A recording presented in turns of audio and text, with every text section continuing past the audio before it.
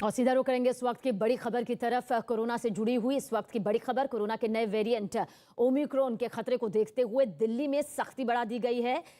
Graded response action plan के तहत yellow alert लागू कर दिया गया है, यानी कि ग्रैप लागू कर दिया गया है और इसी के तहत येलो अलर्ट जारी हो गया है। लेकिन राजधानी में सख्ती बढ़ते ही लोगों की परेशानी भी बढ़ गई है। तस्वीर आपके सामने है, बस अड्डों पर लोगों की भारी भीड़ नजर आई। वहीं मेट्रो स्टेशन के बाहर भी लोगों की लंबी लंबी कतारें नजर आई, क्योंकि 50% की क्षमता के साथ इस वक्त मेट्रो और साथ ही बस चल रहे हैं।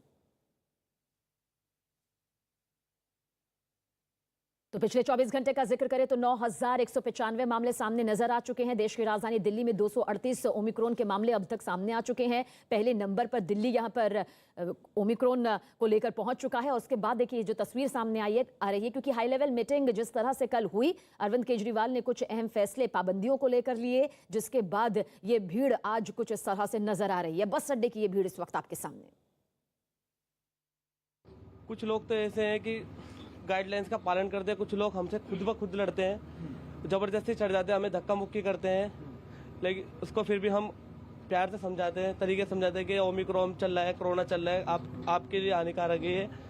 तो हम उनको समझाते हैं ताकि ये लोगों में ना फैले ये बीमारी। सर घर से जैसे कि हमारा 9 बजे ड्यूटी है, तो घर से 7 बजे 6:30 बजे निकलने पड़ता है। उस पर भी आदमी घंटों भर खड़ा होता है, रहने पड़ता है स्टैंड पे। दूसरा नंबर है जो फिर वहाँ भीड़ उतना हो जाते हैं। यहाँ तो बस में एक एक आदमी बैठाते हैं सीट पे, वहाँ स्टैंड पे इतना भीड़ हो जाते हैं कि पब्लिक परेशान हो जाता है।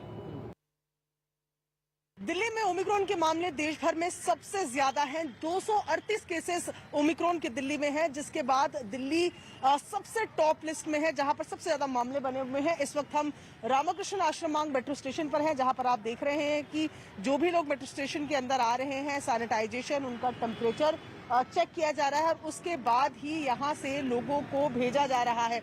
ऐसे में आज से दिल्ली में येलो अलर्ट लग चुका है, यानी कि बस की बात करें या मेट्रो की बात करें, केवल 50% कैपेसिटी में ही जो लोग हैं वो सफ़र कर सकते हैं। और ऐसे में ये प्रिकॉशंस भी मेट्रो स्टेशंस में इस तरीके के लिए जा रहे हैं। बावजूद इसके अगर बाहर की तस्वीरें अगर आप देखेंगे तो वहाँ पर अभी भी लोग लापरवाही करते हुए नजर आ रहे हैं। 0.89% के लगभग संक्रमण दर दिल्ली में बना हुआ है, जिसके बाद येलो अलर्ट है। ऐसे में अगर ये 1 तक पहुंच जाता है, 1% तक पहुंच जाता है, तो फिलहाल जो येलो अलर्ट लगा हुआ है, इसके बाद अलर्ट के लेवल जो है वो आगे भी बढ़ सकते हैं। फिलहाल केवल रेस्ट्रिक्शंस जो है मेट्रो और बस में है, जहां पर 50% आपको सवारी लेकर जानी है, जिसमें मेट्रो की अगर बात की जाए तो खड़े होकर अलाउड नहीं है। ओमिक्रॉन के बढ़ते खतरे के बाद दिल्ली में ग्रेडेड रिस्पांस एक्शन प्लान यानी कि ग्रैप जो है उसके तहत येलो अलर्ट लागू कर दिया गया है। एक दिन पहले ही मुख्यमंत्री अरविंद केजरीवाल ने दिल्ली में येलो अलर्ट लागू करने की जानकारी दी, यानी ओमिक्रॉन से निपटने के लिए पाबंदियों को और सख्त कर दिया गया है। प्लान के तहत दुकानें और मॉल सुबह 10 बजे से रात 8 बजे तक ही खुली रहेंगी, वो भी ऑड इवन के आधार पर ये दुकान खुलेंगे। वहीं मेट्रो और बसों का जिक्र करें तो 50% की क्षमता के साथ ही सफर किया जा सकेगा, जबकि साप्ताहिक बाजार एक जोन में सिर्फ एक खुलेगा, जिसमें 50% दुकानदारों को ही छूट होगी। तो वहीं रेस्टोरेंट और बार भी 50% क्षमता के साथ खोले जा सकेंगे। और इतना ही नहीं, शादी समारोह या फिर अंतिम संस्कार 20 लोगों के ही शामिल होने की अनुमति, इजाजत यहां पर मिली है। हालांकि धार्मिक स्थल खुले रहेंगे, कपाट बंद नहीं होंगे, मगर श्रद्धालुओं की एंट्री पर पाबंदी रहेगी। इसके अलावा सिनेमा घर, मल्टीप्लेक्स और जिम बंद रहेंगे, लेकिन सैलून खुले रहेंगे। दिल्ली के स्वास्थ्य मंत्री सत्येंद्र जैन ने दिल्ली वालों को सतर्क रहने की सलाह दी। दिल्ली में तेजी से बढ़ रहे ओमिक्रॉन के मामलों को लेकर क्या कुछ उन्होंने कहा, सुनिए आप भी। ये 1-2 दिन में बिल्कुल क्लियर हो जाएगा। ओमिक्रॉन काफी संख्या में आ रहा है अब ओमिक्रॉन जो है। और देखो ये तो बिल्कुल क्लियर ही था, देखो पिछली वेव भी जब आई थी, जब बाहर से फ्लाइट आई थी तभी आया था। तो ओमिक्रॉन बाहर से आया है, तो अब सोसाइटी में थोड़े दिनों में फैल जाएगा सबके अंदर, क्योंकि ऐसा रखना मुश्किल है कि जो लोग हजारों लोग की संख्या में आ रहे हैं कि वो सोसाइटी में किसी से कभी भी नहीं मिलेंगे। क्लोज कॉन्टेक्ट तो आ ही रहे, मैंने बताया ना, उनके फैमिली मेंबर्स तो काफी संख्या में आ रहे हैं। लेकिन वो तो सर डायरेक्ट एयरपोर्ट से हॉस्पिटल नहीं वो नहीं, ना एयरपोर्ट से जो घर गए तो उसके बाद में जब पॉजिटिव आते हैं तो उसमें कई लोग, उनके घर के लोग भी पॉजिटिव आते हैं। कोरोना वायरस का नया वेरिएंट ओमिक्रॉन अब भारत में भी तेजी से फैल रहा है। ओमिक्रॉन अब तक 21 राज्यों तक अपनी दस्तक दे चुका है। मामले लगातार बढ़ रहे हैं। देश के अंदर इसके अब तक 780 से ज्यादा मामले सामने आ चुके हैं। ओमिक्रॉन के सबसे ज्यादा मामले दिल्ली में मिले। दिल्ली में अब तक 238 ओमिक्रॉन के मरीज मिल चुके हैं, जिसके साथ दिल्ली सबसे पहले नंबर पर पहुंच चुका है ओमिक्रॉन के मरीजों के मामलों को लेकर। वहीं महाराष्ट्र दूसरे नंबर पर है। महाराष्ट्र में 167 केस अब तक सामने आए हैं। इसके अलावा गुजरात, तेलंगाना, केरल में भी ओमिक्रॉन तेजी से पांव पसार रहा है। वहीं बीजेपी के वरिष्ठ नेता मुख्तार अब्बास नकवी ने कहा कि कोरोना के बढ़ते मामले हमें डरने की जरूरत नहीं है इस पर, बल्कि सावधान रहने की जरूरत है। नकवी साहब, पंजाब सरकार ने निर्देश जारी कर दिए हैं कि जो 2 डोज जिन्होंने नहीं लगवाई है कोरोना वैक्सीन की, उनको होटल, रेस्टोरेंट या किसी भी धार्मिक स्थल में नहीं। देखिए, आज हमारे पास लोगों की सेहत और सलामती के लिए पर्याप्त सुविधा भी है, संसाधन भी है, और लोगों की संयम और सावधानी का संकल्प भी है। इसलिए किसी भी रूप में पैनिक की जरूरत नहीं है। प्रिकॉशन और प्रिवेंशन की आवश्यकता है। भय की जरूरत नहीं है, भरोसे की आवश्यकता है। और अगर इस तरह की पहले जब हमारे पास जब इस तरह का संकट आया था तो हमारे पास क्या था? कुछ नहीं था। आज हमारे देश के लोगों की ताकत और मोदी जी के नेतृत्व ने आज देश को इस तरह के संकट से निजात दिलाने और बाहर निकालने की शक्ति और उसके सुविधा और संसाधन उपलब्ध हैं हमारे पास। इसलिए किसी भी तरह की पैनिक जो लोग क्रिएट करना चाहते हैं उन्हें नहीं करना चाहिए। प्रिकॉशन और प्रिवेंशन जरूरी है। लेकिन नकवी जी, जिस तरह से कोरोना के मामले लगातार बढ़ रहे हैं, तो क्या लगता नहीं कि चुनावी रैलियों पर भी रोक लगा देनी चाहिए? क्योंकि इस तरह का कोई निर्देश अभी तक जारी नहीं। पैनिक नहीं होना चाहिए। प्रिकॉशन प्रिवेंशन जरूरी है, बस इतना ही कह सकते हैं। वहीं जेडीयू के वरिष्ठ नेता केसी त्यागी ने कहा कि ओमिक्रॉन के मामले तेजी से बढ़ रहे हैं और सरकार की तरफ से उठाए गए कदम सही हैं। त्यागी जी, क्या कहेंगे जो सरकार रिस्ट्रिक्शंस लगा रही है कोरोना को लेकर, कितना जायज़ है? ओमिक्रॉन संक्रमण को लेकर के समूचे विश्व में चिंताएं हैं। लगभग अमेरिका, यूरोप समेत 4 लाख से ज़्यादा संक्रमित लोगों की संख्या इस समय पाई गई है, जो पूरी मानवता के लिए खतरा है। भारत में भी इसके केस निरंतर बढ़ते जा रहे हैं। लिहाजा सरकार के द्वारा जो की जा रही कार्रवाइयाँ हैं वो संतोषजनक हैं, लेकिन एक बड़ा सवाल चुनावी प्रक्रिया को लेकर के है, जहाँ कई संगठनों के द्वारा चुनाव को टालने की भी चर्चा है। यद्यपि सुप्रीम कोर्ट या अदालतें ये तय नहीं कर सकती। ये कानूनी अधिकार और संवैधानिक अधिकार सिर्फ़ और सिर्फ चुनाव आयोग के पास है। चुनाव आयोग ने भी कल विस्तार से चर्चा की है हेल्थ सेक्रेटरी के साथ, और सीमित तरीके से इसको कंट्रोल करके चुनाव कराए जाएंगे, ऐसी संभावनाएं अभी बनी हुई हैं। चीन में कोरोना वायरस के नए विस्फोट के कारण अब भूखमरी जैसे हालात बन गए हैं। पहले चीन के कुछ शहरों में सख्त लॉकडाउन लगाया गया। अब हालत यह है कि घरों में कैद लोगों के पास ना खाने का सामान बचा है, ना ही घर से निकलने की इजाजत है। खाने पीने का सामान खरीदने के लिए उनके पास पैसे तक नहीं बचे। सबसे बुरा हाल चीन के शियान प्रांत का है। लॉकडाउन वहां इतना सख्त है कि कार चलाना ही मना है। मतलब काम जरूरी या गैर जरूरी जैसा भी हो, पैमाना नहीं। ऊपर से लोगों को सख्त निर्देश दिए गए हैं कि घर से सिर्फ एक आदमी ही बाहर निकल सकता है, वो भी जब सबसे ज्यादा जरूरी काम हो।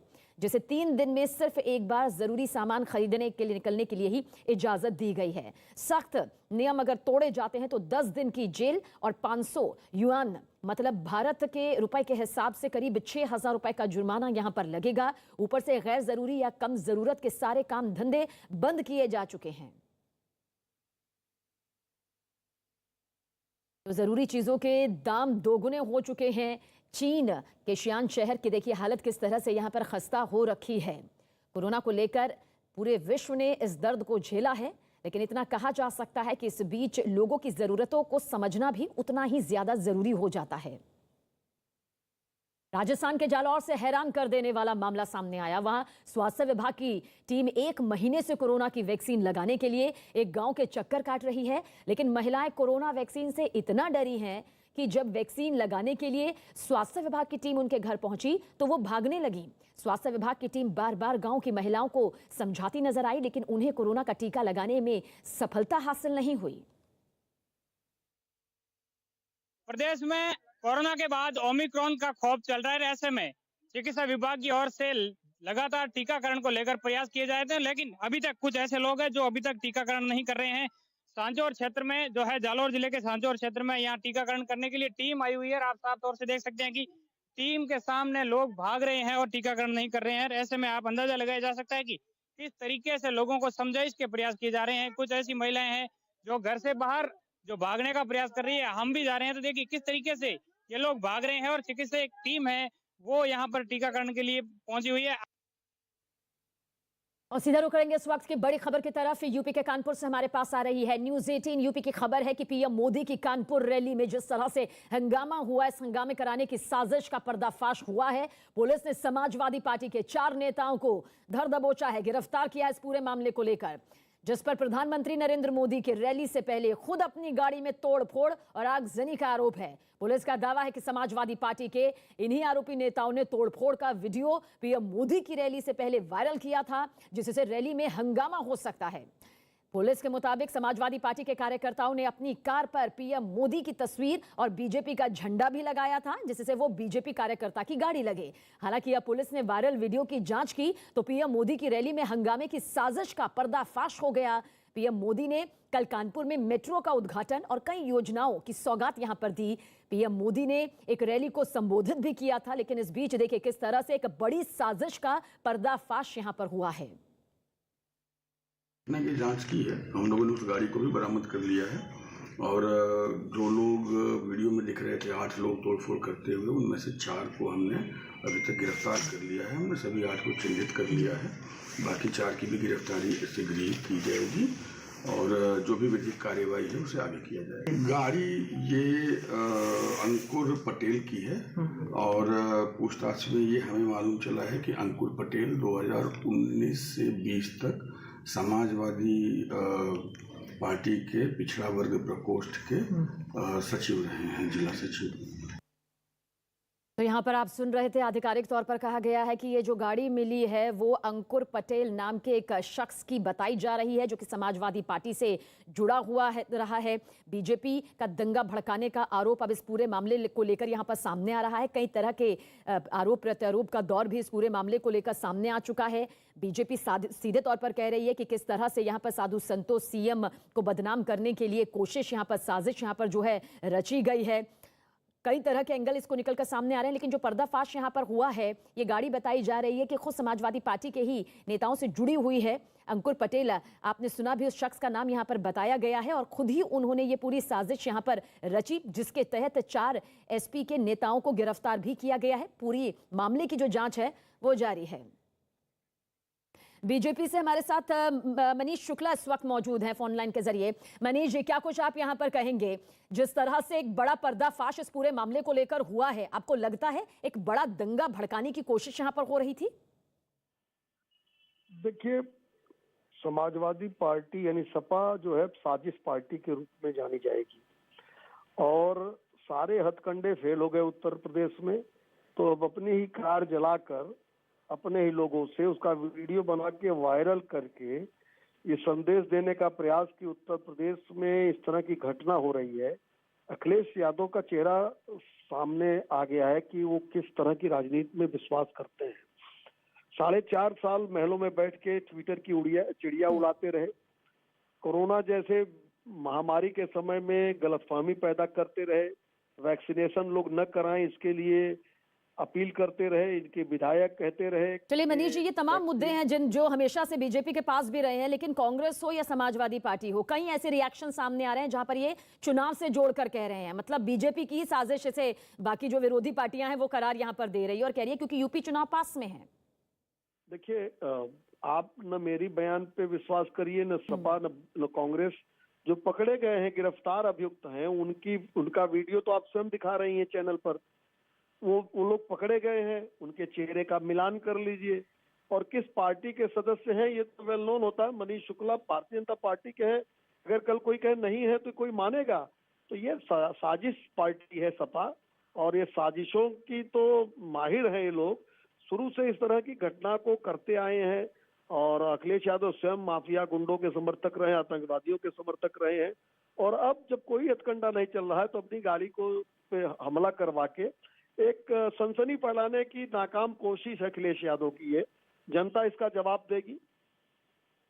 मनीष जी, आपको लगता है क्योंकि 4 एसपी से जुड़े नेताओं की गिरफ्तारी इस पूरे मामले को लेकर हुई है, बहुत जरूरी हो जाता है, क्योंकि एक बड़ा हंगामा हो सकता था, एक बड़ी तस्वीर यहां से नजर आ सकती थी। लाखों लोग पहुंचते हैं, हजारों लोग देखने के लिए वहां पर मौजूद होते हैं। ऐसे में कितना जरूरी हो जाता है कि कानूनी प्रक्रिया के तहत मामला जल्द से जल्द सुलझे? नहीं, देखिए, उन लोगों की गिरफ्तारी हुई है, और योगी आदित्यनाथ जी की सरकार में कोई कितना भी रसूख वाला हो, अगर कानून को हाथ में लेगा तो उसके ऊपर कार्रवाई तो सुनिश्चित होगी ही। देखिए, ये एक साजिश ये थी कि सपा की टोपी लगा के सपा की गाड़ी जलवा दो और बीजेपी का दिखा के, और उससे एक संदेश जाए। अगर कहीं कल बीजेपी का वर्कर जो बड़ी संख्या में वहां था, अगर वो उत्वेलित होता तो ये होता कि सरकार पार्टी के लोगों ने इस तरह की घटना को अंजाम दिया, क्योंकि अनुशासित पार्टी के कार्यकर्ता हैं और योगी आदित्यनाथ जी की सरकार में भारतीय जनता पार्टी और आम जनता का भरोसा, इसलिए इस तरह की घटना नहीं हो पाई। नहीं तो ये तो उत्तेजना फैलाने के लिए हुआ ही था कि भाजपा के लोग उत्तेजित हो। पीएम की रैली समाप्त हुई थी, रैली के बाद इस तरह की घटना होती, पूरे देश और विश्व में ये मैसेज जाता जी। पीएम की रैली के बाद इस तरह की घटना हो गई हिंदुस्तान में, कानपुर बिल्कुल, में, और जनता की सुरक्षा सर्वोपरि होती है। हालांकि प्रधानमंत्री नरेंद्र मोदी की रैली और जब भी पीएम की रैली होती है तो पूरी तरह से सुरक्षा के तमाम इंतजाम यहां पर किए जाते हैं। बहुत बहुत शुक्रिया हमसे जुड़ने के लिए। तो कानपुर में पीएम मोदी की रैली के ठीक पहले कानपुर के नौबस्ता में समाजवादी पार्टी के कार्यकर्ताओं ने खुद अपनी ही गाड़ी पर पीएम मोदी का पोस्टर लगाकर जमकर तोड़फोड़ की और आगजनी भी की। यह आरोप यहां पर लग रहा है। इतना ही नहीं, आरोप यह भी है कि तोड़फोड़ और आगजनी का वीडियो रैली से ठीक पहले वायरल कर दिया गया। पुलिस का दावा है कि वीडियो के जरिए बीजेपी कार्यकर्ताओं को उकसाने की साजिश थी, लेकिन उस साजिश का पर्दाफाश कर लिया गया और कई एसपी कार्यकर्ताओं पर केस भी दर्ज कर लिए गए हैं। पूरे मामले की तफ्तीश यहां पर की जा रही है। बीजेपी नेता संबित पात्रा ने पीएम मोदी की रैली में दंगा भड़काने की साजिश पर समाजवादी पार्टी पर हमला बोला। उन्होंने लाल टोपी का मतलब खतरा बताया। कल भी उत्तर प्रदेश में कानपुर में मेट्रो के उद्घाटन के लिए प्रधानमंत्री श्री नरेंद्र मोदी जी वहां मौजूद थे, रैली को संबोधित करने गए थे। एक बहुत ही भव्य और ऐतिहासिक रैली को उन्होंने कल संबोधित भी किया। आज अखबारों में उन विषयों को लेकर कुछ गंभीर टिप्पणियां समाजवादी पार्टी पे हुई है। समाजवादी पार्टी किस प्रकार से उस रैली में एक तरह से उस रैली को खत्म करने की साजिश, उस रैली में दंगा भड़काने की कोशिश, शहर में दंगा भड़काने की कोशिश कर रही थी ताकि प्रधानमंत्री नरेंद्र मोदी जी की रैली पे उसका असर पड़े। वीडियो में आप देख सकते हैं, भारतीय जनता पार्टी की एक गाड़ी थी, एक कार थी जिसमें भारतीय जनता पार्टी के पोस्टर लगे हुए थे, उसमें कुछ स्टिकर्स कमल के लगे हुए थे और माननीय प्रधानमंत्री जी का भी एक पोस्टर गाड़ी के पीछे लगा हुआ था। भाजपा की गाड़ी के रूप में उस गाड़ी को सजाया गया था और बीच चौराहे में गाड़ी को रोक करके लाल टोपी पहने सपा के कार्यकर्ता उस गाड़ी को तोड़ रहे थे। उस गाड़ी की खिड़कियों को तोड़ दिया और उसकी आगजनी करने की कोशिश की गई। ये सब हमने देखा है। आपको जान के आश्चर्य होगा कि इसके पीछे की सच्चाई कितना गंभीर है। ये घटना जहां हुई है वो नौबस्ता हमीरपुर रोड है। नौबस्ता हमीरपुर रोड कानपुर में और उसके बीच में स्थित बंबा चौराहा। बंबा चौराहा का ये वीडियो है जिसमें गाड़ी पकड़ा गया है, गाड़ी को जलाने की कोशिश की गई है, गाड़ी को तोड़ी गई है और जो लोग ये तोड़फोड़ कर रहे थे इस गाड़ी के साथ, वो सपा छात्र सभा के राष्ट्रीय सचिव भी वहां मौजूद थे। मालेगांव केस का जिक्र कर लेते हैं, जिसके गवाह के एटीएस पर आरोप लगाने के बाद उत्तर प्रदेश के मुख्यमंत्री योगी आदित्यनाथ ने कांग्रेस पर बड़ा हमला बोला। उन्होंने कांग्रेस पर साजिश रचने का आरोप लगाते हुए देश से माफी मांगने की भी मांग की। आज आपने कांग्रेस का आपने महाराष्ट्र एटीएस का एक बयान देखा होगा। उस समय कैसे भारतीय जनता पार्टी के कार्यकर्ताओं को, नेताओं को, राष्ट्रीय स्वयंसेवक संघ के नेताओं को, हिंदू नेताओं को कैसे लोग झूठे मुकदमों में फंसाने का कार्य कर रहे थे। आपने मालेगांव विस्फोट के मामले में देखा होगा। कांग्रेस की शरारत देश के खिलाफ एक अपराध है और कांग्रेस के लोगों को इसके लिए माफी मांगनी चाहिए देश की जनता से। आतंकवादियों को प्रेरित और पोषित करने वाली ये कांग्रेस देश के साथ कैसे खिलवाड़ कर रही है, ये किसी से छुपा हुआ नहीं है। पहले जब सत्ता में थे तब उन आतंकियों को प्रेरित और प्रोत्साहित करते थे और हिंदू संगठनों पर झूठे मुकदमे दर्ज करते थे। और गवाह के अपने पहले दिए गए बयान से पलटने पर एमआईएम नेता ओवैसी ने भी सवाल खड़े कर दिए। मालेगांव में 2006 में कब्रिस्तान में बॉम्ब ब्लास्ट हुआ, 48 लोगों की मौत हुई। 2008 में यहाँ पर बॉम्ब ब्लास्ट हुआ मालेगांव में, दोबारा 8 लोगों की मौत हुई। अब ये तमाम विटनेस अगर हॉस्टाइल हो रहे हैं तो इसका मतलब ये है कि ये केस ख़त्म हो जाएगा। फिर किसने किया मालेगांव 2006 किसने किया? 48 लोग मर गए, उनकी फैमिली को कौन जवाब देगा? मालेगांव 2008 में 8 लोग मौत हुई, कौन किया? क्या साध्वी प्रज्ञा ठाकुर के नाम पे वो मोटरसाइकिल है नहीं है? जो लोग मर गए मालेगांव में, जो लोग मरे हैदराबाद में, जो समझौता ब्लास्ट में मरे, उनको क्या मैसेज दिया जा रहा है? और इस पूरे मामले को लेकर आरएसएस नेता सुनील देवघर हमारे साथ मौजूद है। सुनील जी, आपसे पहला सवाल यही है, जिस तरह से गवाह अपना बयान से पलटा और उसके बाद एटीएस पर गंभीर आरोप लगाया, निकलकर यही आया कि योगी आदित्यनाथ और आरएसएस के कुछ नेताओं का नाम लेने के लिए ये पूरा दबाव बनाया गया। क्या आपको लगता है वाकई इस लेवल पर, इतने बड़े स्तर पर यह पूरी साजिश रची गई? देखिए, मुझे याद है राष्ट्रवादी कांग्रेस एनसीपी का एक चिंतन शिविर चल रहा था जिसमें शरद पवार जी ने बयान दिया था कि शुक्रवार के दिन कोई मुसलमान किस तरह से बॉम्ब ब्लास्ट कर सकता है, इसका कुछ अलग एंगल होगा और अलग एंगल ढूंढना चाहिए। इसका मतलब ये स्पष्ट है कि एक सोची समझी साजिश के तहत, आपको पता होगा उस ज़माने में मुझे याद है एक बहुत एसएमएस घूमते थे उस समय और एक नैरेटिव हो गया था कि all Muslims are not terrorist but all terrorists are Muslim. ये बहुत पॉपुलर हो गया था देश भर में। और ये जो नैरेटिव था, इस नैरेटिव में कहीं ना कहीं हिंदू आतंकवाद लाने का एक पाप कांग्रेस और राष्ट्रवादी कांग्रेस ने मिलकर किया है। और ये अभी सिद्ध हो गया इस गवाह के इस बयान के बाद कि जानबूझकर हिंदू समाज के नेताओं को, राष्ट्रीय स्वयंसेवक संघ के हमारे इंद्रेश जी अखिल भारतीय अधिकारी है, योगी आदित्यनाथ आज मुख्यमंत्री है, सालों से सांसद रहे हैं, और इन लोगों को आतंकवादी करार देकर एक अच्छा सुनील जी, इस बीच सवाल दरअसल कांग्रेस और समाजवादी पार्टी ये भी उठा रही है कि यूपी चुनाव बेहद करीब है, मतलब सीधा जो ठीकरा है वो बीजेपी पर फोड़ा जा रहा है। हालांकि आप आरएसएस से लंबे वक्त से जुड़े रहे हैं, ये सवाल आपसे मैं पूछना चाहूंगी, क्या ये सब कुछ चुनावी मुद्दे के तौर पर सामने आ रहा है? टाइमिंग पर सवाल उठाए जा रहे हैं और साथ ही साथ कहा जा रहा है यूपी चुनाव है। देखिए, सवाल उठाने वाले जो है वो उसका राजनीतिकरण कर रहे हैं। उन्होंने ये सवाल ऐसा क्यों उठाया? हमने तो कुछ कहा ही नहीं था। वो जो प्रोसीजर कोर्ट की चल रही थी, वो प्रोसीजर कोर्ट में उसकी गवाही उस दिन थी। तो क्या ये आप बताना चाहती है कि जुडिशरी भी सारी शामिल है, महाराष्ट्र की जुडिशरी शामिल है कि यूपी चुनाव के दरमियान एक डेट दी जाए और उसके बाद में इतना बड़ा एक सब लोग मिलकर षड्यंत्र? एक्चुअली ये जो बयान आया है उस बयान के कारण ये एक्सपोज हो गए हैं और ये इनको आने वाले चुनाव में महंगा पड़ने वाला है।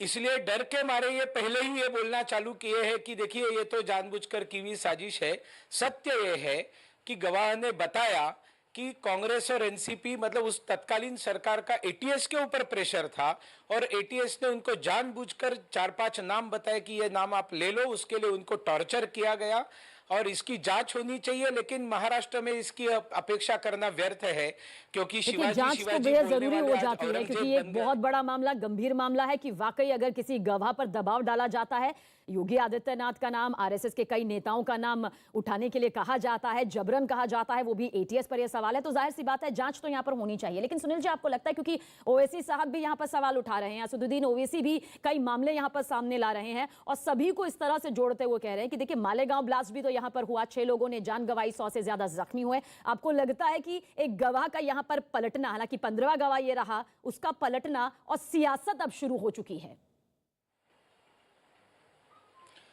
देखिए, इन लोगों को ध्यान में आ गया है, पहले ही ये लोग यूपी चुनाव हार रहे हैं। जिस प्रकार के बयान और जिस प्रकार की बाकी सारी चीज़ें दुनिया के सामने आ रही है पैसे को लेकर, और वो जैन के घर में कैश पकड़ा जाना और बाकी बहुत सारी चीज़ें जो यूपी चुनाव की दिशा और हमारी जो जनविश्वास यात्राओं में जो भीड़ जुट रही है सब जगह पर, तो इन सब से लेकर ये लोग डरे हुए हैं और इनको कोई ना कोई एक काउंटर नैरेटिव तैयार करने के लिए चाहिए था। तो इन्होंने इस चीज को पकड़ लिया कि भैया ये जानबूझकर यूपी चुनाव के पहले हो गया, तो इसमें कोई दम नहीं है मेरी दृष्टि से। आएंगे आपके पास, लौटेंगे, क्योंकि मुद्दा बेहद गंभीर है और इस पर चर्चा करनी बेहद जरूरी हो जाती है कि आखिर किस तरह से, क्या चुनावी माहौल में ये मुद्दा उठा है या वाकई इस तरह से एक गवाह को धमकी दी जा रही थी, इतना दबाव उस पर बनाया जा रहा था। फिलहाल समीर कुलकर्णी, जो कि मालेगांव ब्लास्ट का आरोपी है, क्या कुछ उसने कहा, ये भी सुनिए। अभियोजन पक्ष का गवाह जिसने एटीएस ने अंडर सेक्शन 161 के तहत जिसका जवाब रिकॉर्ड किया गया था 2008 में, उसने स्पेशल एनआई कोर्ट में भगवान की सौगंध खाकर कहा कि मैंने कोई स्टेटमेंट नहीं दिया गया। मुझे आज 5 पन्नों का स्टेटमेंट पहली बार स्पेशल एनआई कोर्ट के नीचे एनआई के सिपाही ने मुझे पहली बार दिखाया। मुझे केवल अपना नाम पता पूछा गया और मुझे 7 दिन के ऊपर इलीगल कस्टडी में रखा गया। मेरे साथ आरोपी जैसा बर्ताव किया।